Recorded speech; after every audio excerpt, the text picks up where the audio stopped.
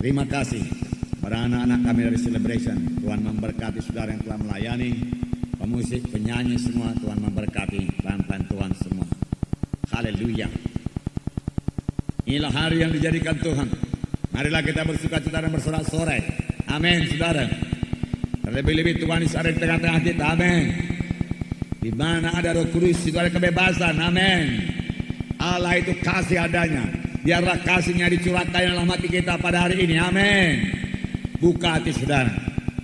Buka hati saudara. Perhatikan firman Tuhan ini. Biar Roh Kudus bekerja. Roh Kudus sudah siap sedia bekerja. Roh Kudus mencari hati yang haus dan lapar. Roh Kudus mencari hati yang merindukan kuasanya, merindukan karunia-Nya. Dan saya percaya penuh Tuhan tidak akan mengecewakan saudara.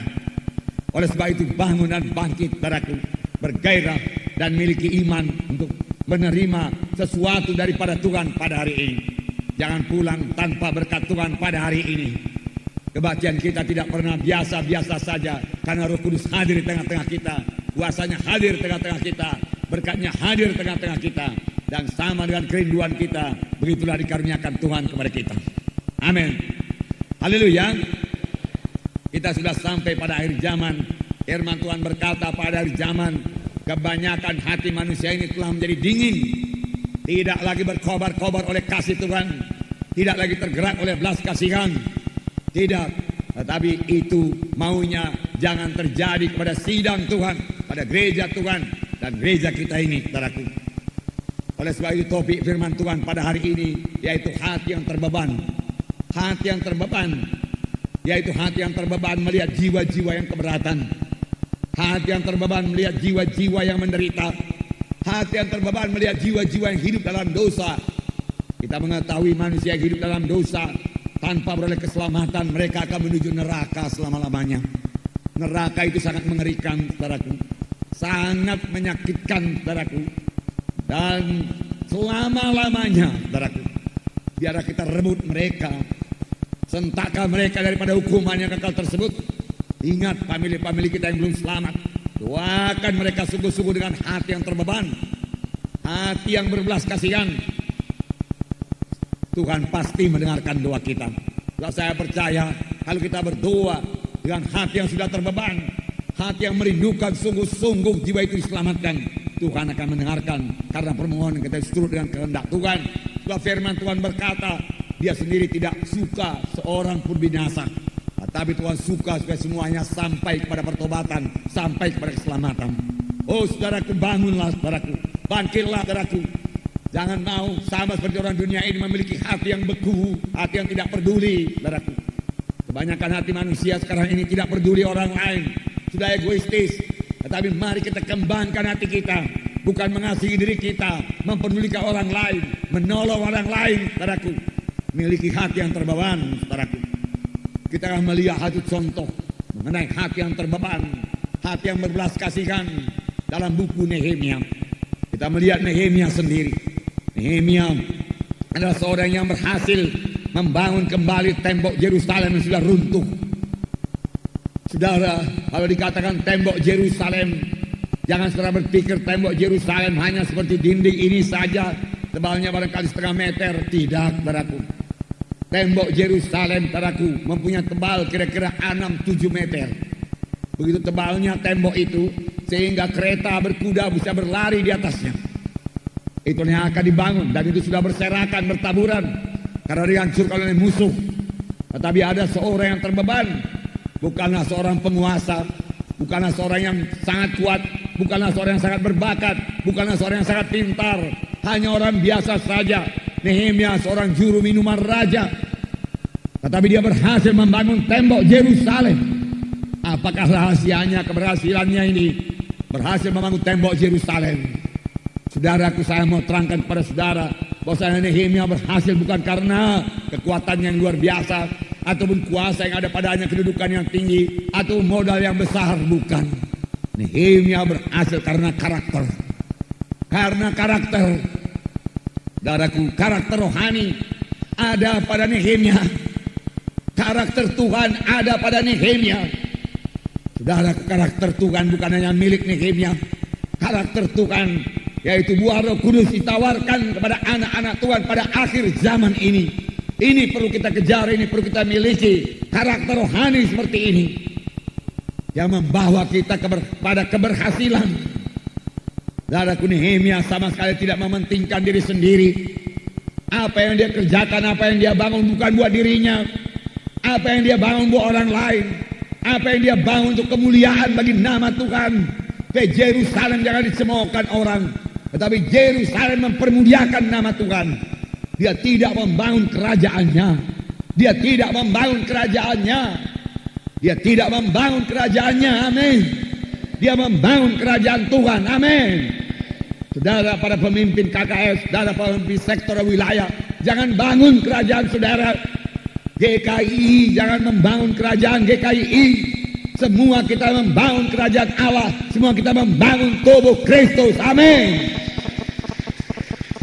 Kalau kita hanya membangun GKI terlalu kecil, saudaraku, terlalu kecil.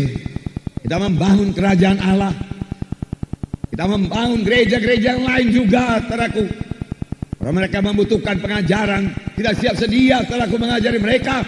Dan mereka juga bisa bertumbuh bersama-sama dalam Tuhan untuk mengalahkan musuh kita, yaitu setan.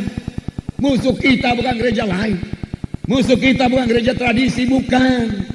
Boleh jadi dia menghalangi saudara, mengejek saudara. Tapi kenal musuh saudara bukanlah gereja tersebut.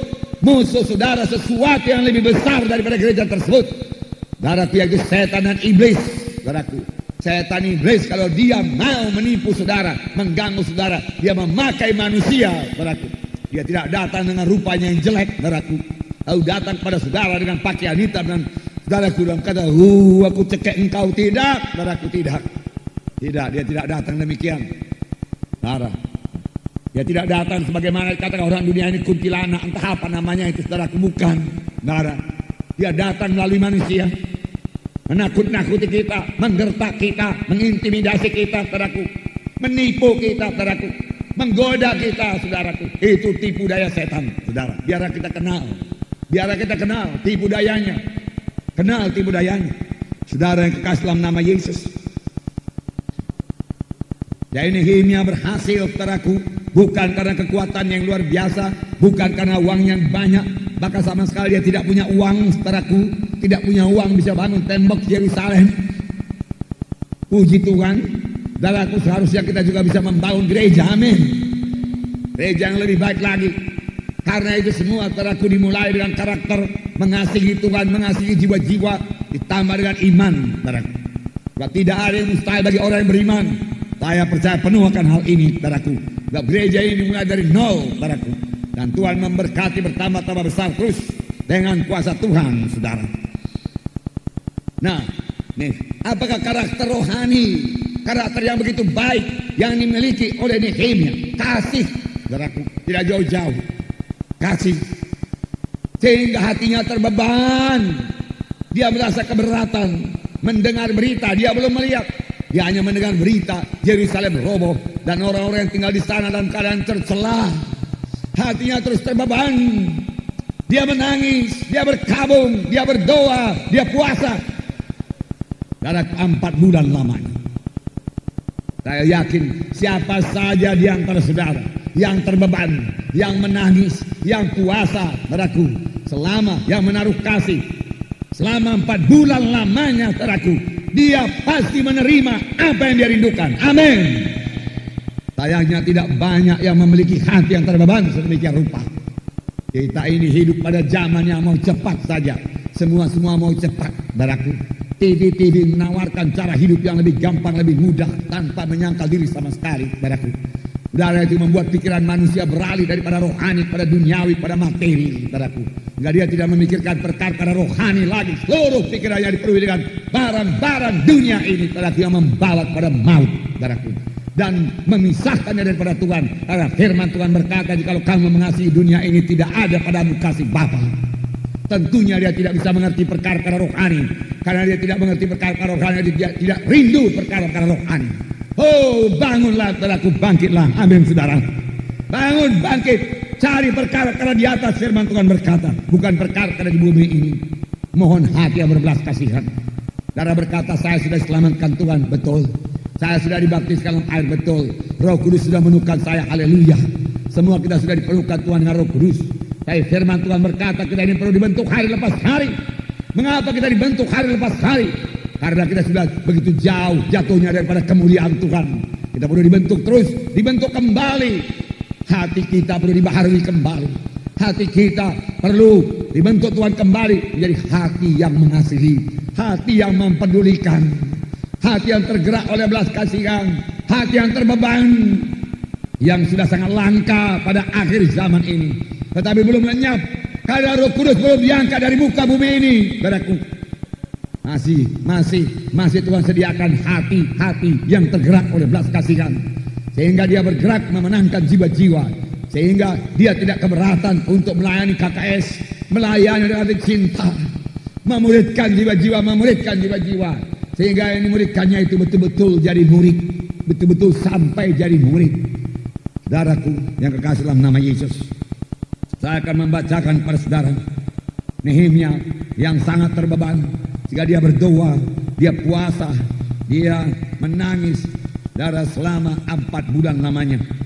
Nanti diterangkan mengenai bulan-bulannya ini, tapi saya bacakan lebih dahulu kepada saudara dalam Nehemia pasal 1 ayat 1 sampai 4.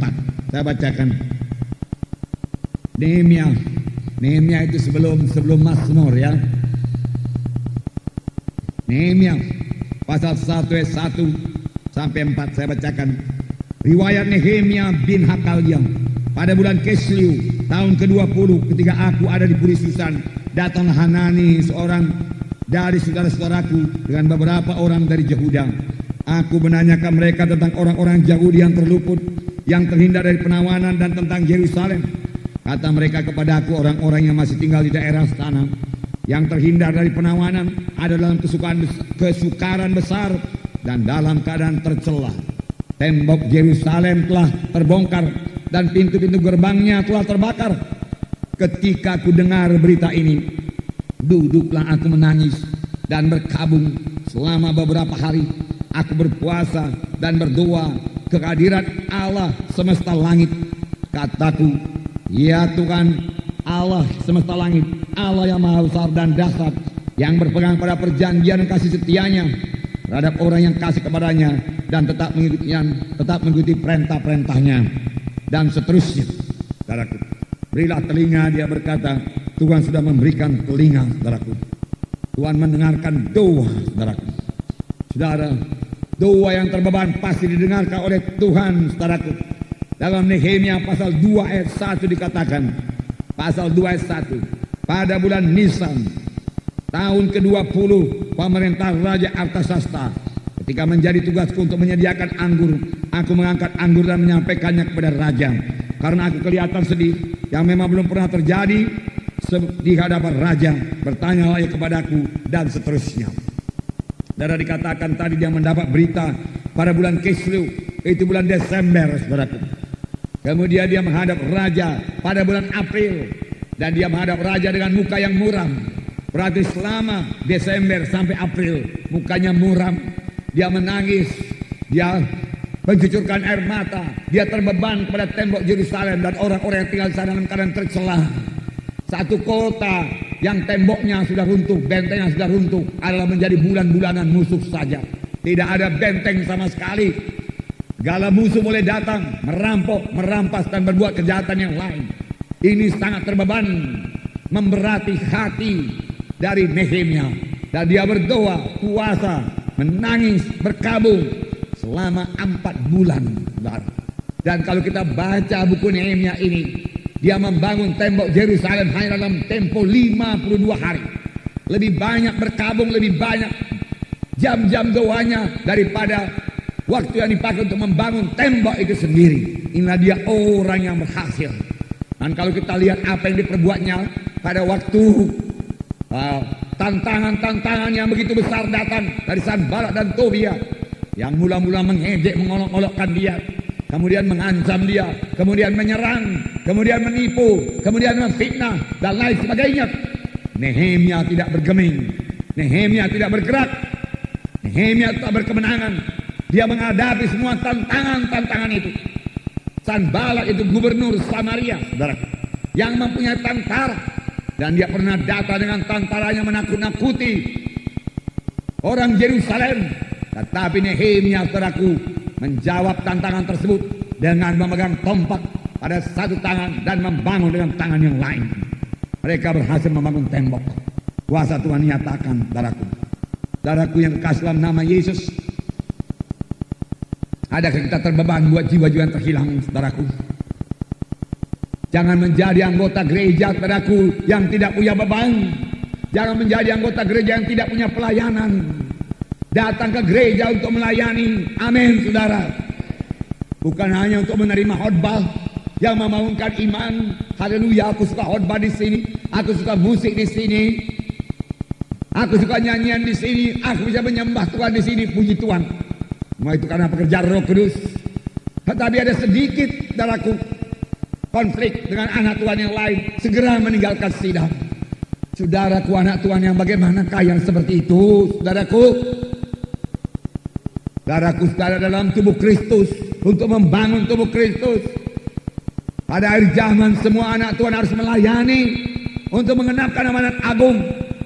Pada waktu kami seminar di Kuala Lumpur, saudaraku, beberapa minggu yang lalu, saudaraku, Apostol Summit, di mana para apostol, para rasul-rasul seluruh Asia berhimpun di sana, saudara.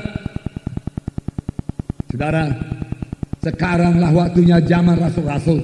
Kalau mau membangun gereja, bangunlah Apostolic Church. Dia katakan, apa artinya Apostolic Church? Yaitu semua anak-anak Tuhan memenangkan jiwa-jiwa. Semua anak-anak Tuhan ikut dalam pelayanan. Semua anak-anak Tuhan berbuah. Dan saudara juga harus berbuah. Amin, saudara. Ya, biasanya orang yang suka pindah-pindah itulah orang yang suka mengkritik, yang sebenarnya belum bertobat dengan sungguh-sungguh, belum terbeban kepada jiwa-jiwa yang terhilang. Dia hanya datang ke gereja untuk mencari kesenangannya, untuk mencari berkatnya. Saya mau mengatakan kepada saudara, ke gereja bukan hanya mencari berkat-berkat Tuhan, memang Tuhan sangat memberkati. Bukan hanya mencari berkat-berkat materi, Tuhan memang sangat mencurahkan berkat materi sepanjang kita benar di hadapan Tuhan. Tuhan tidak keberatan mencurahkan berkat materi. Bukan hanya untuk kesembuhan, saudaraku, kesembuhan daripada badani, penyakit-penyakit. Saudaraku, Tuhan sangat bermurah dalam hal itu. Saudara pasti memperolehnya pada saudara setia mengikut Tuhan. Saya berkali-kali menerima kesembuhan daripada Tuhan. Berkali-kali saya pikir saya akan meninggalkan dunia ini, tapi Tuhan tidak memberikan. Tuhan menguatkan saya kembali, Tuhan bangunkan saya kembali. Roh Kudus menghidupkan saya bergerak kembali melayani, saudaraku. Demikian juga saudara. Saudara boleh menerima kesembuhan. Hai anakku, perhatikanlah perkataanku. Janganlah itu menjauh dari matamu, simpan lubuk hatimu. Arahkan telingamu kepada perkataanku. Maka itu akan menjadi kehidupan bagi mereka yang mendapatkannya dan kesembuhan bagi seluruh tubuh mereka. Apakah itu firman Tuhan? Saudara perhatikan, arahkan telinga kepadanya, menaruh firman Tuhan dalam hati saudara. Maka firman Tuhan itu akan bekerja menyembuhkan seluruh tubuh saudara, membawa kehidupan bagi saudara. Amin. Buat firman Tuhan. Langit bumi boleh berlalu, tapi firman Tuhan tidak akan berlalu. Itu janji Tuhan. Tuhan yang berjanji tidak bohong. Saya mengalaminya, saudara. Saya sembuh, saya kuat, saudaraku, karena Roh Kudus, karena firman Tuhan yang saya dengarkan, saya taruh dalam hati saya renungkan. Pernah saya cerita kepada saudara waktu saya sakit, saudaraku, saya baca seluruh surat kiriman, saudaraku, hampir selesai, hanya 1-2 surat kiriman yang belum selesai. Saya begitu banyak saya baca, saya pun sembuh. Mengapa, saudaraku? Karena firman Tuhan itu berkuasa. Firman Tuhan itu sebagai obat, firman Tuhan sebagai kehidupan. Mengapa anak-anak Tuhan ditimpa penyakit? Miskin daripada firman Tuhan, malas baca firman Tuhan, malas menyangkal diri untuk membaca firman Tuhan. Padahal dalam firman Tuhan kekuatan, dalam firman Tuhan kehidupan, dalam firman Tuhan kesembuhan, dalam firman Tuhan ada hikmat, pengertian. Dan dalam firman Tuhan senjata yang melawan setan yang mengganggu kita. Karena waktu Tuhan Yesus diganggu oleh setan, dicobai oleh setan, digoda oleh setan, dengan tegas Tuhan Yesus berkata, ada tersurat.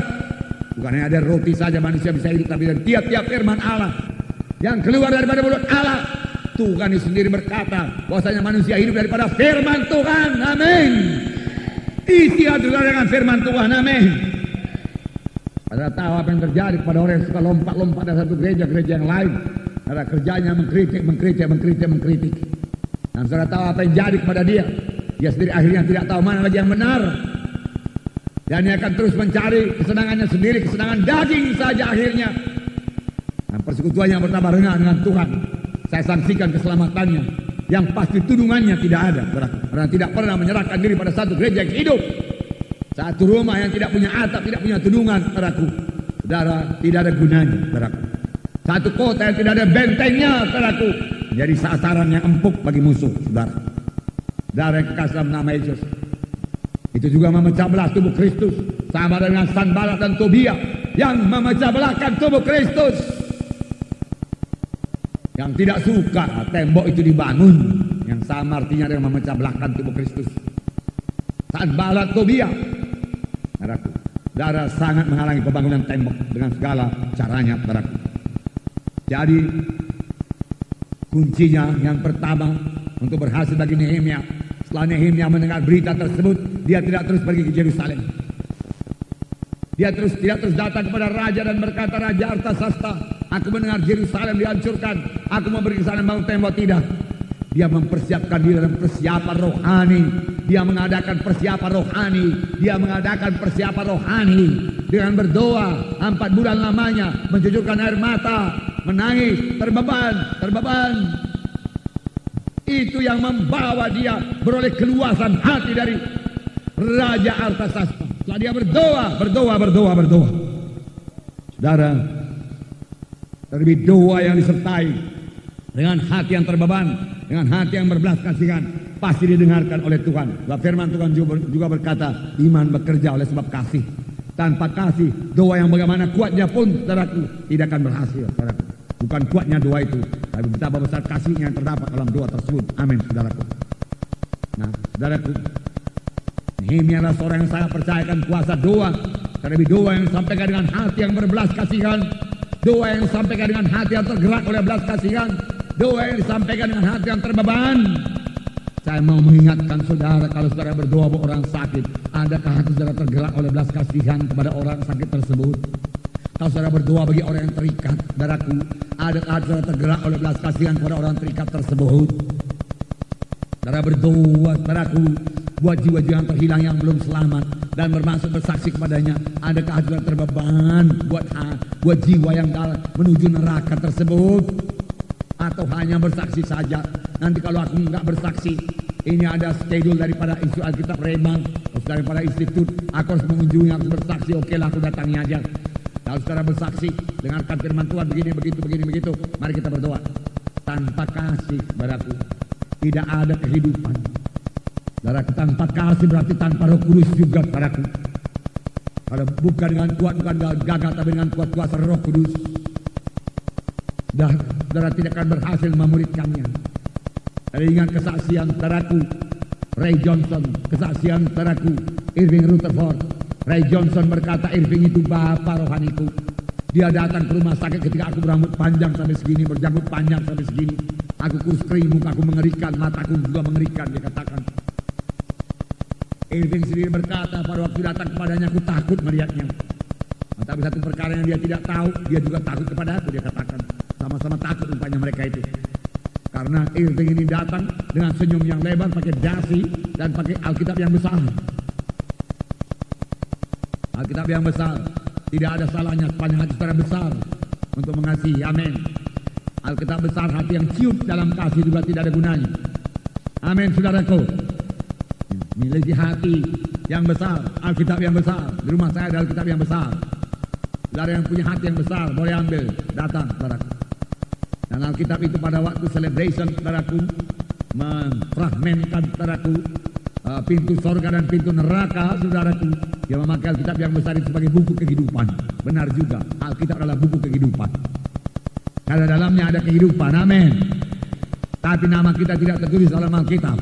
Nama saya ada tertulis, saudaraku. Saya nggak tahu nama saudara.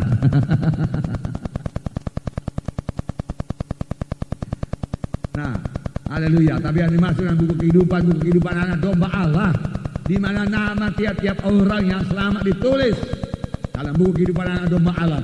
Dan barang siapa nama yang tidak tertulis dalam kitab kehidupan itu, dicampakkan dalam api neraka yang kekal.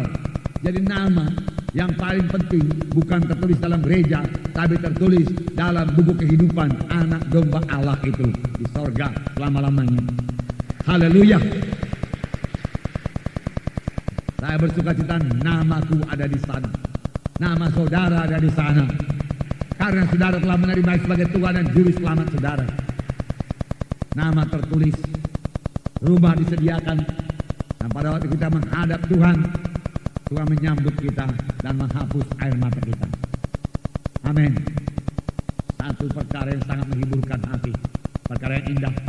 Namun sebelum hal tersebut terjadi, beri buah kepada Tuhan. Bagaimana memberi buah?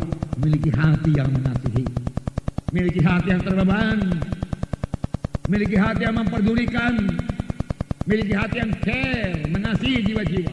Care, mengasihi, I care, I care, I care. Lalu Nehemia berdoa, dan Tuhan menjawab. Saya membaca kepada saudara Nehemia 2 ayat 2. Bertanyalah ia kepada aku, mengapa mukamu muram walaupun engkau tidak sakit?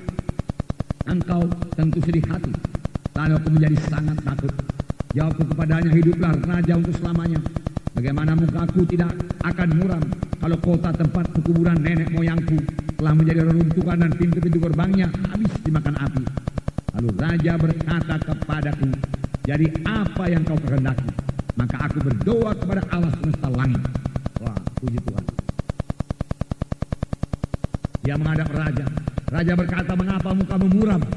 Pada waktu itu menurut undang-undang Raja Persia, Raja Artasasta, siapa yang menghadap raja dengan muka muram bisa dihukum mati. Bukan tanggung-tanggung, tidak usah banyak tanya-tanya lagi. Di muka raja, muka mesti berseri-seri. Itu di muka raja dunia ini. Apalagi di muka raja sorga. Apalagi dalam kebaktian. Sebenarnya muka kita semua harus berseri-seri, bersorak-sorai dan bersukacita, memuji, menyembah, memuliakan nama Tuhan. Amin. Hidup bergerak. Mengapa? Karena roh sukacita diberikan Tuhan bagi kita. Amin. Sungai sukacitaku mengalir. Mengalir. Amin. Biarkan terima itu saudara. Sungai sukacita menghidupkan tubuh saudara. Amin. Menggerakkan tubuh saudara. Haleluya. Setan hanya merusak saja saudara. Tuh, dosa merusak. Tapi Roh Kudus menghidupkan, Roh Kudus menguatkan, Roh Kudus. Terima kasih Roh Kudus. Maka aku berdoa kepada Tuhan. Nehemia tidak gegabah. Nehemia orang pintar, saudaraku. Tapi dia tidak bersandar kepada kepintarannya. Pada waktu raja bertanya, dia berdoa kepada Allah. Boleh jadi waktu yang sekejap, Tuhan tolong Tuhan. Raja sudah bertanya kepada apa yang kehendaki. Ini yang telah kudoakan selama 4 bulan ini Tuhan. Kusampaikan sekarang dalam nama Yesus. Apakah dikatakannya? Kemudian jawabku kepada raja, jika raja menganggap baik dan berkenan kepada hamba-Mu ini, utuslah aku ke Yehuda, ke kota pekuburan nenek moyangku, supaya aku membangunnya kembali. Lalu bertanya raja kepadaku, sedang permaisuri duduk di sampingnya, berapa lama engkau dalam perjalanan dan bila mana engkau kembali? Dan raja berkenan mengutus aku, sesudah aku menyebut suatu jangka waktu kepadanya. Berkatalah aku pada raja, jika raja menganggap baik, berikanlah aku surat-surat bagi bupati-bupati daerah seberang Sungai Efrat, supaya mereka memperbolehkan aku lalu sampai aku tiba di Yehuda.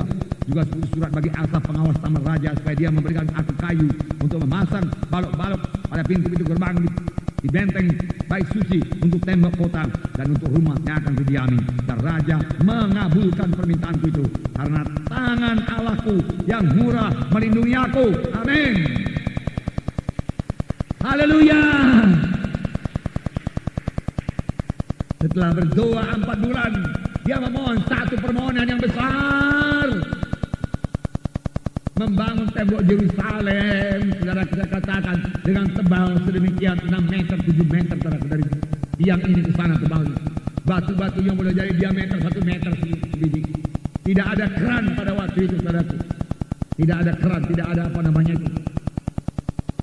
Tidak ada dongkrak, saudaraku. Tidak ada alat untuk mengangkat batu itu. Itu diangkat dengan tangan atau dideret dengan tali. Lalu dilem, saudaraku, ke atas batu itu satu demi satu, saudaraku. Jauh lebih besar daripada gedung Armina Hall ini, saudaraku. Sebab itu Saudaraku, berkilometer-kilometer saudaraku mengelilingi kota Yerusalem. Bukan pekerjaan kecil.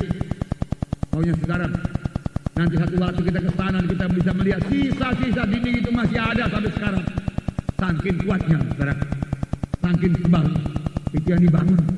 Dia mohon satu permohonan yang besar, membangun Yerusalem yang dikalahkan oleh Raja Persia.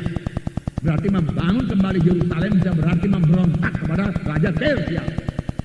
Tapi kalau Raja Persia mengabulkan, sesudah dia kabulkan dia minta lagi, tolong berikan surat raja kepada semua bupati-bupati supaya mereka memberikan kulit, dan surat kepada Asaf, yaitu pengurus taman raja atau hutang lindung kalau sekarang, supaya dia memberikan semua kayu-kayu yang dibutuhkan untuk pintu-pintu gerbangnya dan penyokong-penyokongnya. Karena pada waktu itu pintunya bukan macam pintu biasa, pintunya pun manakala tebalnya 1 meter, pintunya saja, dan 2 lapis itu pintu sebelah luar, pintu sebelah dalam, tinggal didobrak juga tidak akan didobrak bisa, nah dia, dan semua itu dikabulkan oleh raja. Firman Tuhan berkata, karena tangan Allahku murah melindungi aku, tangan Allahku murah memberkati aku, tangan Allahku murah melindungi aku, tangan Tuhan menyertai aku, tangan Tuhan menyertai saudara, tangan Tuhan memberkati saudara. Amin. Apa yang suka kalau tangan Tuhan menyertai saudara? Apa yang payah kalau tangan Tuhan menyertai saudara? Tidak ada kesulitan, semua perkara bisa diatasi. Tangan Tuhan menyertai aku. Berapa banyak yang bisa bersaksi demikian? Tangan Tuhan menyertai aku, tangan Tuhan menyertai aku, tangan Tuhan menyertai aku. Sebenarnya tiap-tiap anak Tuhan bisa bersaksi demikian. Karena firman Tuhan berkata, aku tidak pernah membiarkan engkau, aku tidak pernah meninggalkan engkau. Amin. Tangan Tuhan menyertai dan Tuhan membuat kita berhasil. Tapi kerap kali kita tidak sadar, kerap kali kita kurang bersekutu dengan Tuhan, kerap kali kita kurang cari muka Tuhan. Doa kita asal selesai saja. Oh, kembali kepada lutut saudara. Amin. Kembali kepada air mata saudara waktu saudara berdoa. Amin. Jangan berdoa dengan mata yang kering. Amin. Jangan berdoa untuk tujuan diri sendiri, untuk perkara-perkara yang memuaskan kehendak diri sendiri, tetapi berdoalah untuk perkara-perkara rohani yang besar, untuk memuliakan nama Tuhan. Amin. Haleluya. Haleluya. Tuhan memberkati saudara. Salah satu tipu daya setan pada zaman ini, dengarkan ini baik-baik. Salah satu tipu daya setan pada akhir zaman ini membuat hati orang Kristen tidak lagi terbeban. Tidak terbeban kepada orang yang keberatan, tidak terbeban buat gereja, tidak terbeban kepada orang yang masuk dalam neraka, tidak terbeban, tidak mengasihi. Oh, boleh jadi karena terlalu banyak goncangan dalam dunia ini, terlalu banyak urusan dunia ini, tetapi itu tidak bisa dipakai sebagai alasan. Tuhan minta hati yang berbelas kasihan. Amin. Tuhan minta hati yang mengasihi selalu. Amin. Itu sebabnya setan memenuhi hati manusia ini segala macam acara TV. Nonton TV. Isinya apa? Film kekerasan, film pembunuhan, film penipuan, dan film-film kenajisan yang merusak hati manusia ini, yang merusak, mengotori pikiran manusia ini, sehingga dia tidak merindukan perkara-perkara rohani. Dia tidak merindukan perkara-perkara rohani.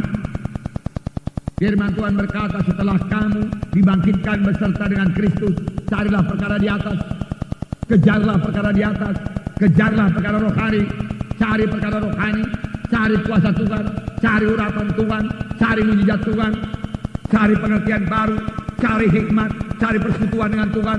Dan itu semua membutuhkan waktu. Duduk di bawah kaki Tuhan, berdoa di bawah kaki Tuhan. Amin. Oh, saudara, itu mau bahkan seluruh hidup saudara. Tanpa demikian, saudara, dunia ini bisa menghanyutkan kita. Lihat majalah-majalah apa isinya? Kedagingan, kenajisan, saudaraku. Kembali kepada firman Tuhan. Back to the Bible. Back to the Bible. Back to the Bible. kembali pada lutut saudara, kembali pada lutut saudara, kembali pada lutut saudara. Kasih Tuhan memenuhkan saudara. Hati saudara akan bertambah lembut. Saudara bertambah dekat kepada Yesus, bertambah banyak menyembah Yesus. Saudara akan dibentuk menjadi sama seperti yang saudara sembah itu. Firman Tuhan berkata, dia akan menjadi sama seperti yang dia sembah. Kalau kita banyak menyembah Tuhan, saudara jadi sama. Satu sidang dalam buku Wahyu pasal 2 ditegurkan Tuhan. Wahyu pasal 2 ayat 4 dan 5.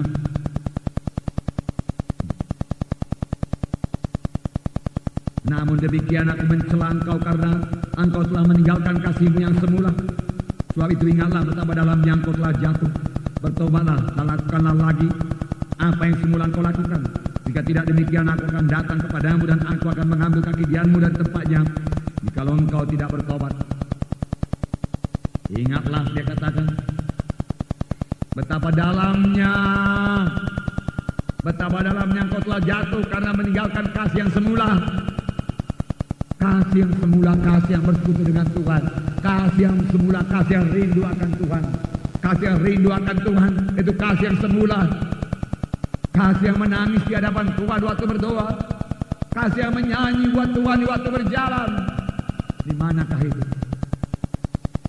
Kasih yang kalau berlutut dan senantiasa bersekutu dengan Tuhan.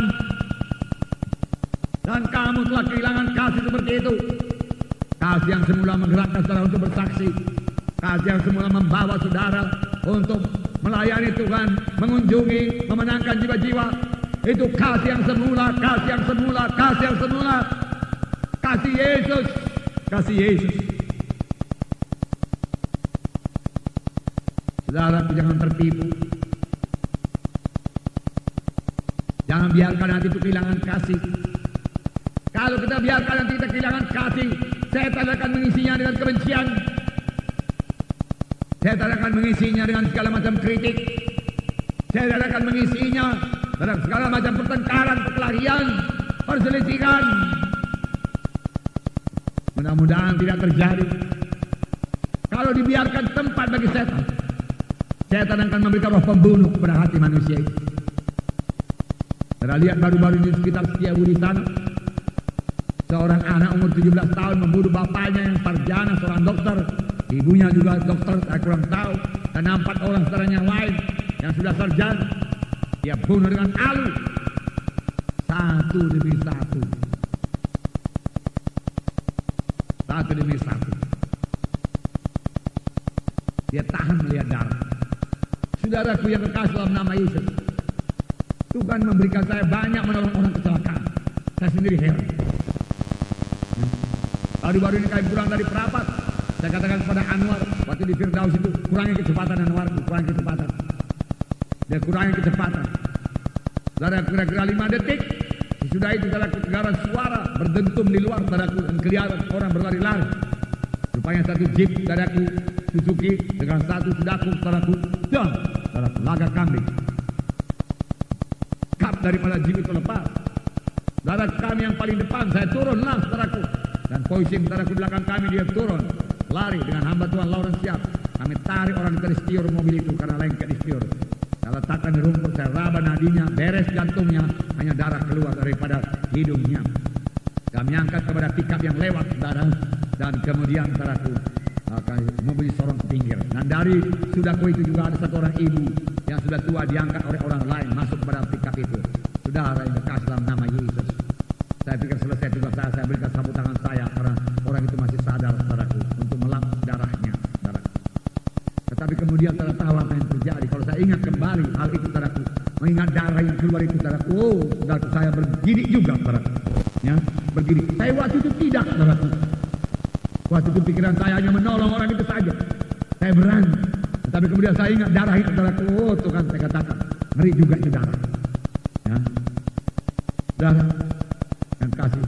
Tetapi orang itu tidak lagi berdarah dingin, dia rusak hatinya. Dia pukul dengan alu, berlumuran darah. Heret. Datang satu lagi, pukul lagi. Waduh, saudara, bagaimana hati bisa demikian keras, demikian rusak? Hati yang sudah dikuasai setan. Setan mau merusak manusia ini. Saudara, jaga hati saudara lembut. Amin. Mengasihi. Amin. Menolong. Amin. Memberi. Amin. Mempedulikan orang lain. Amin. Dengarkan dia cerita. Perhatikan dia cerita. Lihat di mana saudara bisa menolong dia. Haleluya. Dan berikan pertolongan. Bertambah saudara menolong. Bertambah lembut hati saudara. Bertambah saudara memperhatikan kasih. Bertambah kasih saudara, bukan berkurang. Bertambah saudara memberikan kasih. Bertambahlah kasih saudara. Ditambah apa yang saudara tabur akan saudara tuai. Haleluya. Haleluya. Apa yang saudara tabur akan saudara tuai. Amin. Haleluya. Tuhan memberkati saudara.